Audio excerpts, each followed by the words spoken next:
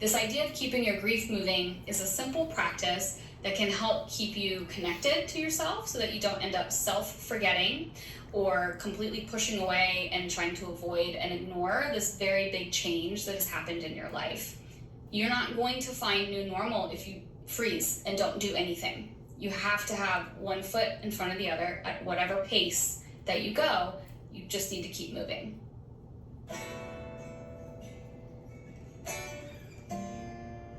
Welcome to Peaceful Exit, the podcast where we talk to creatives about death, dying, grief, and also life. I'm Sarah Kavanaugh, and my guest today is Cole Imperi. She's a thanatologist, which is someone who studies death, dying, grief, loss, and bereavement. She's also the author of a book, A Guide to Grief, written for tweens and teens. And she's well known for her TED Talk, Shadow Loss, which is a term she coined that we'll define later. In this conversation, Cole and I explore the 6 categories of grief, what it means to keep your grief moving, and why she believes our culture doesn't actually have a taboo around death, but around grief.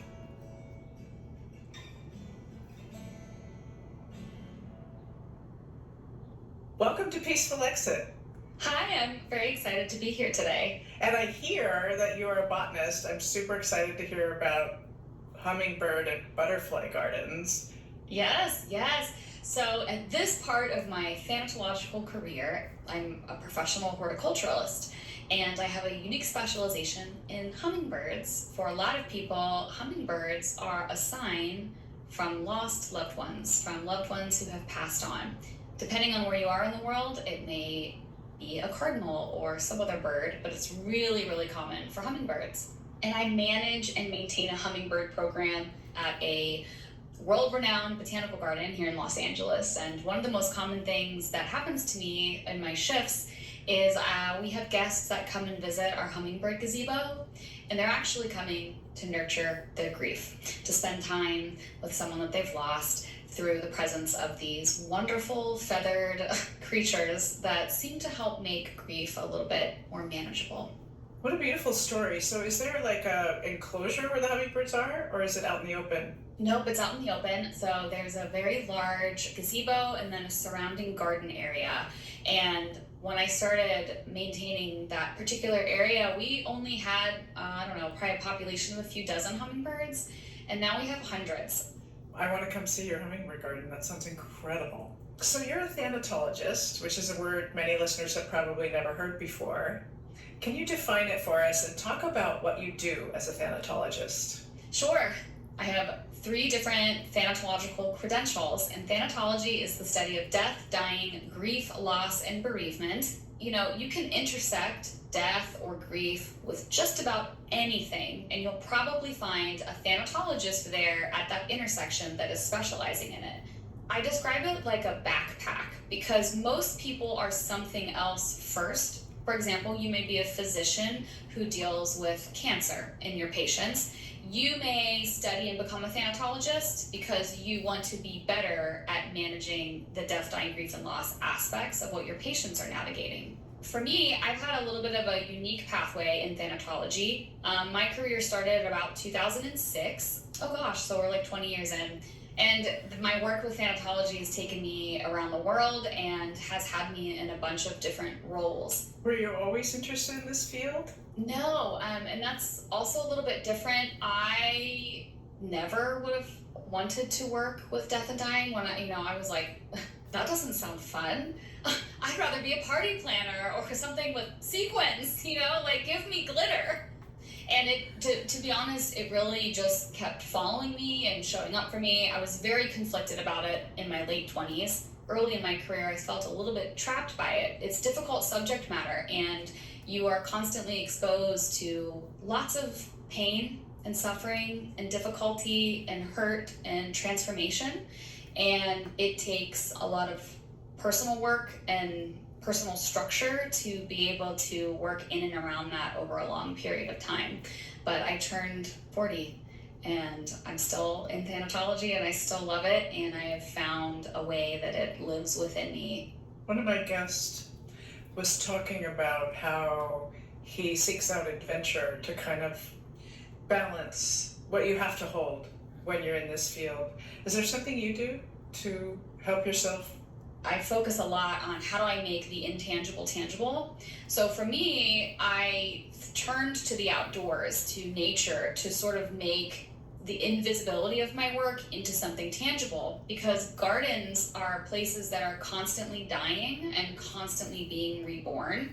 And that's actually what grief and loss are for humans on an individual level. Every time we have a loss, a part of us dies, a part of our life dies, and then we grieve, and the process of grieving is actually the process of getting seeds started in the ground. I think that is what has allowed me to continue in my work for as long as I have. I was able to read your book, A Guide to Grief, and I loved the metaphor of the seed for our tweens and teens. Talk a little bit about that seed metaphor, because I have tweens in my life who are grieving.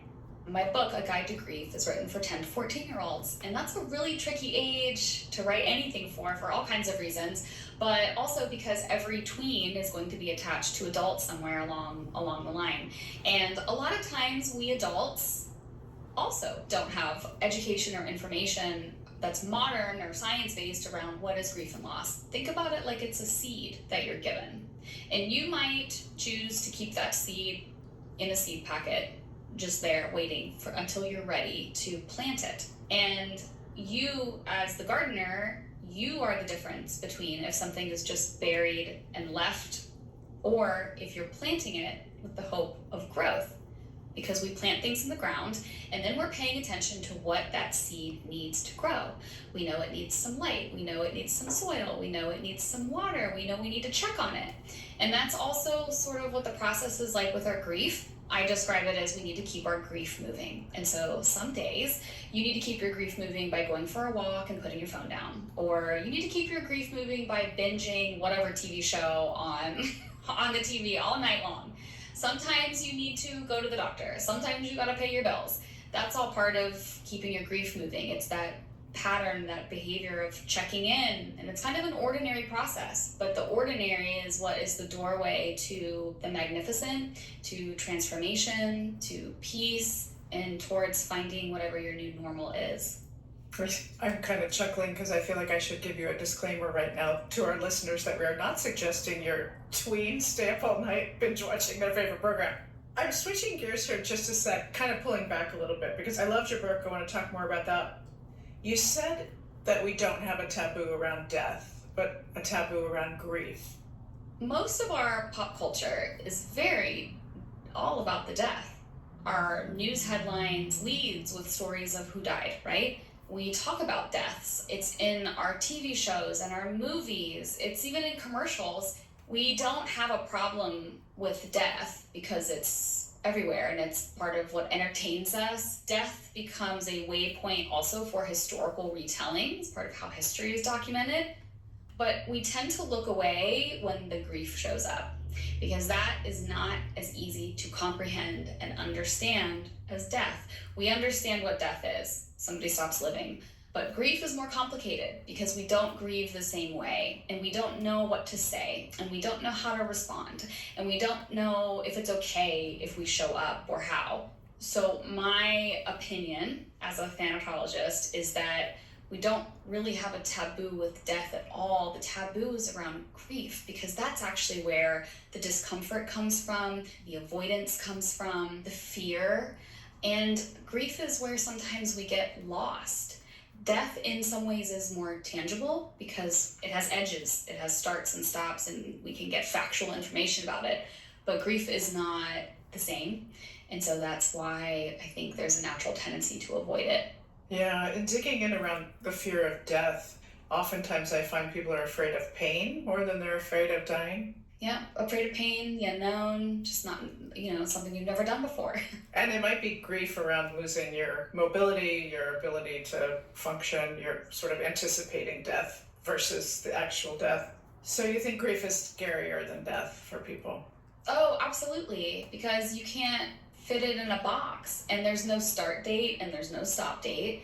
Grief culturally is not something that we have a consistent support mechanism around. So for example, when there's a death loss is when a human or animal that we love dies. For humans, it's normal and expected that we're going to have a funeral. We're going to have a designated time that we show up and we can cry and we see each other grieve and the witnessing happens. That's built in, that's baked in. But what if you are grieving a shadow loss, which is the death of something and not someone? Like that could be that you got fired and you lost your job and you are grieving that because that job was much more to you than just a clock in and clock out. Or what if you're grieving a medical diagnosis? When I was in my early 20s, I was diagnosed as infertile and I grieved, and there was no funeral for that. There was no place that I could go to have my grief witnessed. And modern research, modern grief science, it's very clear. What is so important for grievers is that their grief is socially validated by others. And that comes from our family, that comes from our friends, that comes from any instance where you're talking about what you're grieving and the person you're talking to validates you and supports you and doesn't say, oh, you're infertile? Yeah, but nobody died. That kind of thing. That is not socially validating, and that's really harmful to our mental health. When someone is grieving, it can be so hard, often impossible to see the forest for the trees. How can people try to find value in the pain they feel when they grieve? That question is something that I've wavered around in my own thanatological work over the last however many years. And I'll tell you what I waver between. Sometimes I waver between the value of your pain it may not have value for you personally. And I think that's okay. I mean, I think it's something that you can have conflicted feelings about and feel like you can't manage. The other side of that coin is that pain is, some would argue, the point of being human. All the pain and the difficulty is what, as time goes on, helps us really connect with what is joyful, what is happy, what is positive. You cannot live a whole life without experiencing pain and expect to be happy. And I think pain is a critical part of the process of becoming a person that you like. You're perhaps best known for coining the term shadow loss. Explain what it is. I know you've mentioned it. I love language, and so we talk about words on this podcast quite a bit. So why is naming it so profoundly useful for you? Oh, yes. I love language too. And the term shadow loss, it refers to a loss in life, not of life. So it can be things like divorce or a medical diagnosis or a dream that dies. And what's different about shadow loss and why it fills a gap for people is it is a non-clinical term. That means you cannot be diagnosed with it. It's only something that you can claim for yourself. And this is something that's really important for grievers and people navigating life after a loss, is being able to claim it or not. So for example, you could have two different people getting a divorce, but one person would say, ugh, my divorce was a shadow loss. I'm grieving the death of my marriage. I'm grieving the loss of my spouse's family. I'm grieving the loss of holidays. Christmas will never be the same again. But then you could have somebody else who's like, no, I'm not grieving. My divorce is not a shadow loss. Since I coined that word over a decade ago, it's appeared in usage without me pushing it or anything in like 30 different countries and multiple languages. So it's hopped out of English as well. And part of why I think that's happened is because being able to take a complex loss experience, a shadow loss, and being able to just save all that emotional labor and time is tremendously important to a griever. And I learned this firsthand. This word was developed because I needed it. I had been the victim of an assault, and I was diagnosed with post-traumatic stress disorder 6 months after the event. And one of the things that I learned that contributed to the development of PTSD within myself was the fact that I had to retell the trauma to friends and family and coworkers, because nobody died and they didn't understand why I was so affected by this, why I was grieving. And so for me, this word was what I needed. It sounds like you've really metabolized the grief from that attack in a way that language has helped you get there. Yes, having the right words really makes a difference. That's why I think sometimes People, they'll be, 10, 15 years into trying to figure out a medical diagnosis. And it is really powerful when people get an actual medical diagnosis, because then the unknown is now known. It's upsetting to have any chronic illness or condition, but if you know what it is, then you've got next steps. And that's why I think language is so important, is it suddenly puts you on a path that has a name and a label, and now you can communicate to other people to get down that path safely. Yeah, I remember many years ago when my mother was diagnosed with cancer, they could not figure out what kind of cancer, so there was no name for it. And it really caused the family so much anxiety not knowing what it was, and the doctors didn't know how to treat it. And it's complicated when there's no language around it. It is. And it's so wild too when you just think about the gap between this unknown and discomfort and some comfort, and being known is a word. I often describe, I work with a lot of clinical professionals and academics. I myself am not a clinician, but this is the thing that I talk to them a lot about, because I'm like, are you giving your patients and clients non-clinical, plain language in addition to the diagnostic terms and criteria? Because knowledge is power, vocabulary is really important and helpful, and words, in my opinion, are a form of medicine. They can be healing. Words as a form of medicine. Absolutely. You will be quoted.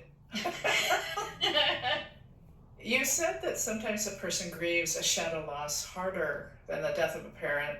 Why do you think we resist giving ourselves permission to fully grieve these sorts of losses? It's one of the most common messages that I've gotten into my website over the last 10 plus years, is I will get people who fill out my contact form and they're very conflicted because their dog died, for example, and they are grieving that dog more than they grieve their own mother. And they feel guilt and they feel shame because society raises us all, the culture raises us all to be like, you grieve these things the most, and there's an order of operations. And it's really confusing when that's not true for you in real life. And I will always respond with, but is it true for you? Then I believe you, and I don't judge you for it. You don't actually get a choice in how deeply connected you are to something.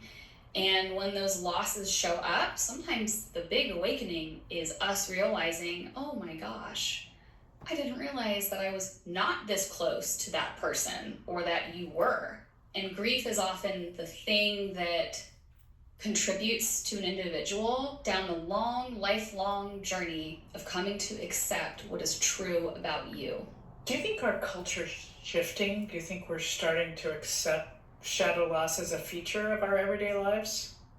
Absolutely. 15 years ago, there were not prevalent things out there like death cafes or death over dinner. Have you heard about the wind phones that originated in Japan and have come over to the US and Canada? There is grief yoga every Sunday in downtown LA. So we have more instances of grief in public and not just at cemeteries. Say more about wind phones.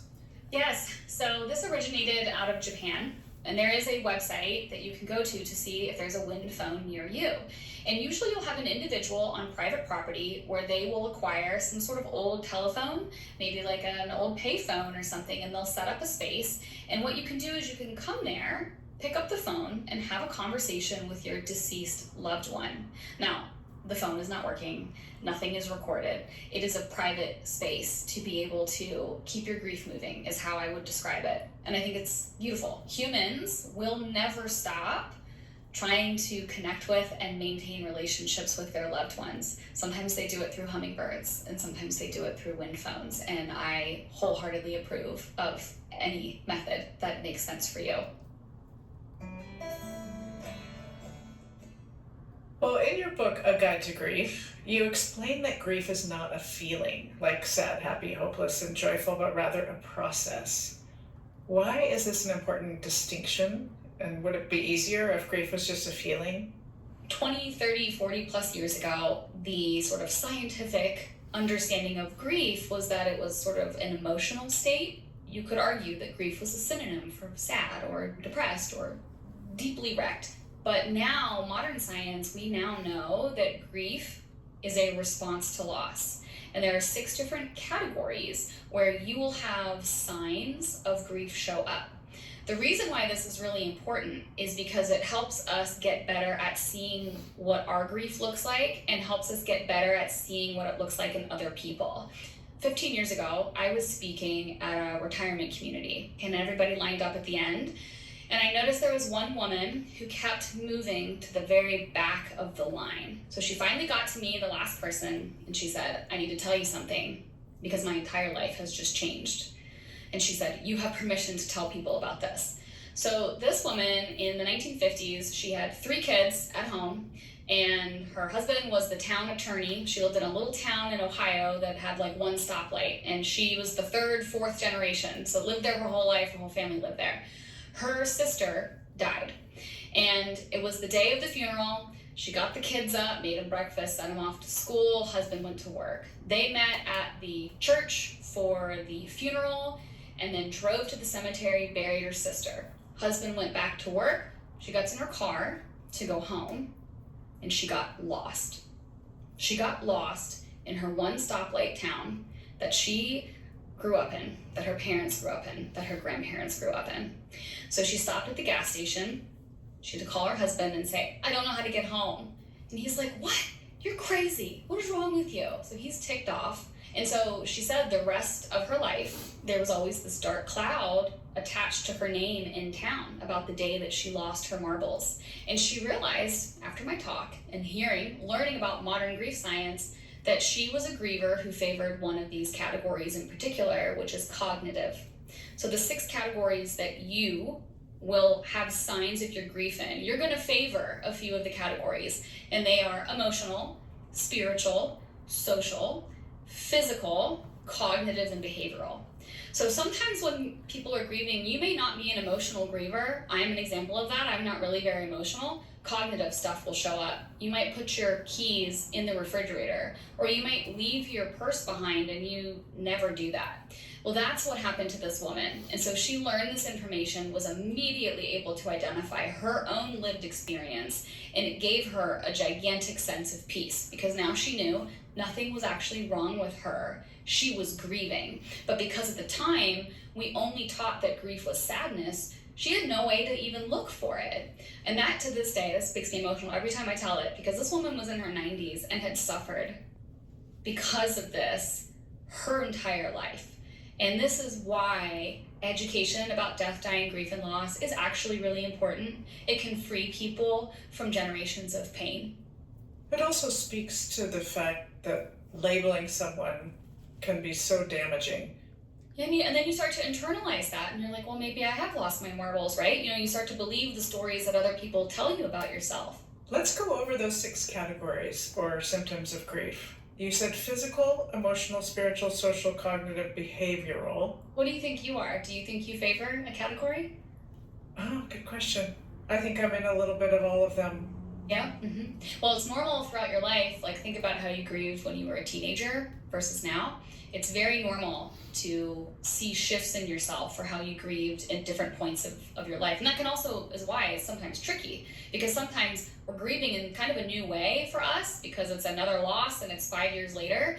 And that can be what makes grief complex because it's not neat and tidy. It doesn't show up the same exact way every single time.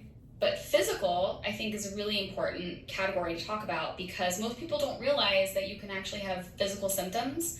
So for example, my lower back, when I'm grieving, I'm a physical griever. My lower back goes out, I bloat, and I have horrifically chapped lips that I cannot get unchapped every time without fail. I've lost my sister, I've lost lots of family members, and every time the chapped lips show up. But I didn't know chapped lips were a documented evidence of grief until probably 2015. Are there other physical symptoms? I didn't know about the chapped lips. Are there others?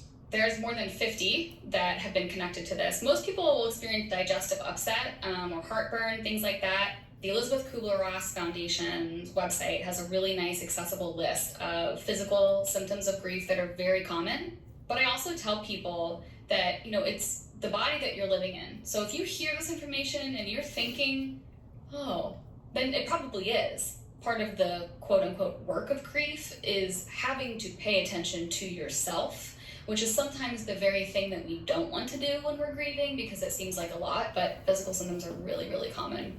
Talk a little bit about how spiritual grief might manifest. I am a clinically trained chaplain, and this is one of the things that all chaplains are taught. Most chaplains end up doing a lot of grief counseling because losses are often the trigger for pain around, why am I here? Is God real? If God is benevolent, then why did XYZ happen? This is also called existential pain, the pain of existence. It's these really big, painful, deep questions that are not neat and tidy and that usually don't end up with an answer that makes you feel better. Answers to these big, spiritual, faith-based questions can often be uncomfortable. They're not like comfy blankets. And it's very difficult navigating these spiritual questions on top of navigating life after loss. I don't know if it's helpful to hear this, but it's very common. I would imagine the category of social grief would just be, I want to crawl under my bed covers and never come out.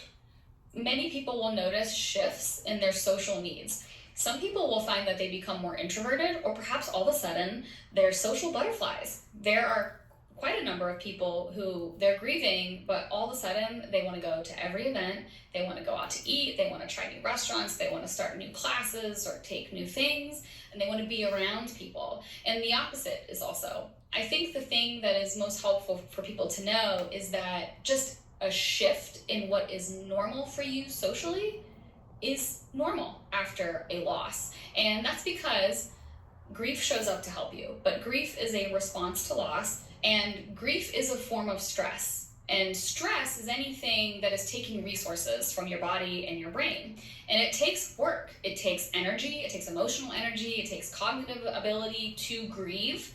We have an increase of usage on all of our resources. We've got to make adjustments somewhere. And so sometimes we pull back on social commitments because we cannot have more inputs there.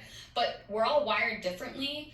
And some of us feel relief when we're around other people and around other people's energy, but you can also have the very opposite experience. Mary Frances O'Connor just came out with The Grieving Body. It's fabulous. Her research is wonderful. You told us a beautiful story about cognitive grief, where the woman was lost in her own town. What about behavioral? Probably the best example of a behavioral shift has to do with your sleeping patterns. And this often surprises people in some ways. You may suddenly be waking up at the same odd time in the middle of the night, like you're up from 2:22 a.m. to 4:46, like clockwork, and you're kind of doing that weeks on end.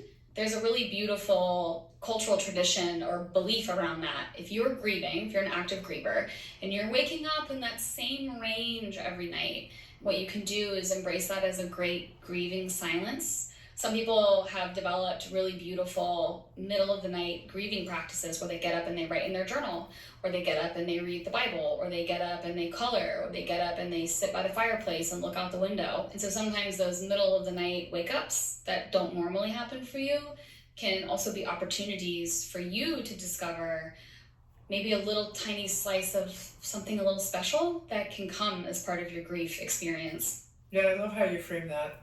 They say that the distance between us and the other side is thinner. Yep, about 4 a.m. That's when the veil is thinnest, as they say. Yes. So in A Guide to Grief, you offer advice for how readers can keep their grief moving. Why is it important to you to include these tips, and what does it mean to keep grief moving? The idea is that you want to have a positive relationship with your grief, but that takes work. So how do you do that? By keeping your grief moving. And this is a way that helps in most people's brains, because then they're like, okay, keep my grief moving. And so I tell people, get up every day and say, okay, good morning, self, good morning, grief. What do you need today? Listen to it. It might tell you, you know what, we need to have a nice bath. We need to do an everything shower today. This idea of keeping your grief moving is a simple practice that can help keep you connected to yourself so that you don't end up self-forgetting or completely pushing away and trying to avoid and ignore this very big change that has happened in your life. You're not going to find new normal if you freeze and don't do anything. You have to have one foot in front of the other at whatever pace that you go. You just need to keep moving.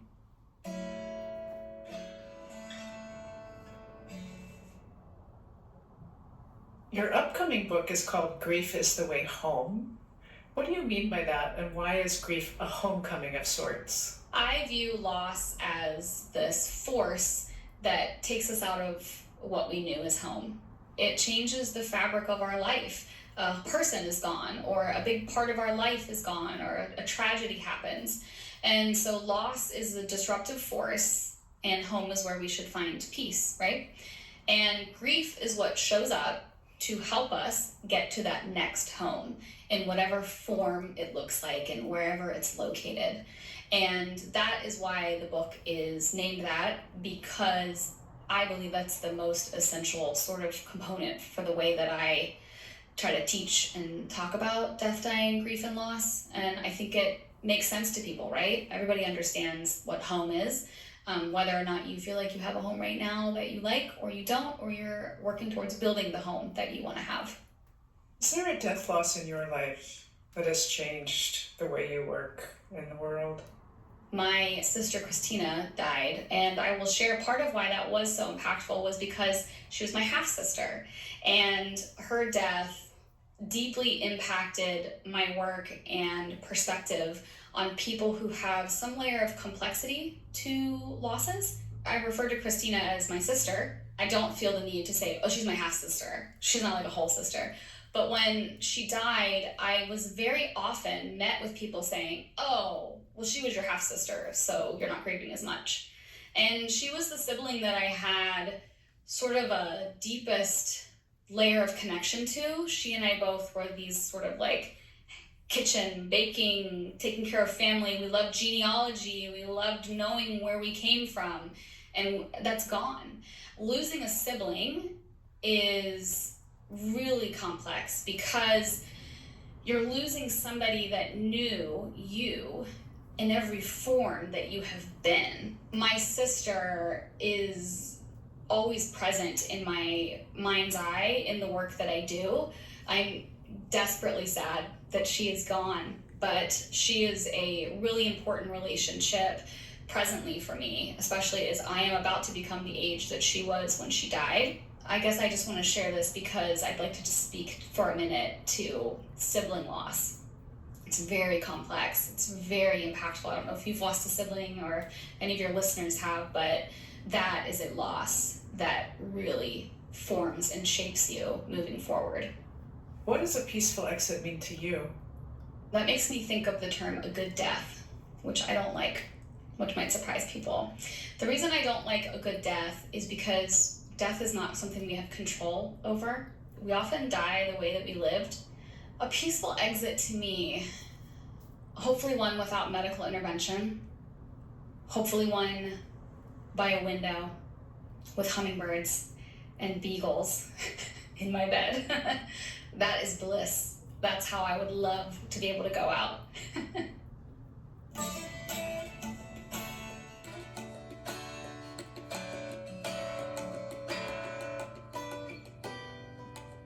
Thank you for listening to Peaceful Exit.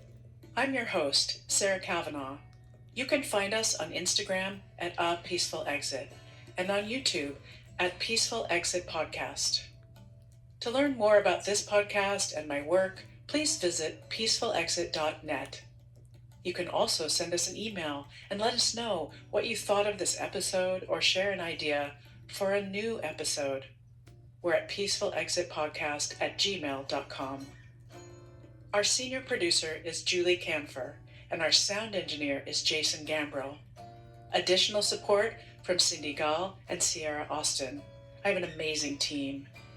Original music provided by Ricardo Russell. Please make sure to follow us on YouTube, Spotify, or Apple Podcast and rate and review us wherever you listen. It really makes a difference. And please tell your friends about Peaceful Exit. As always, thank you for listening.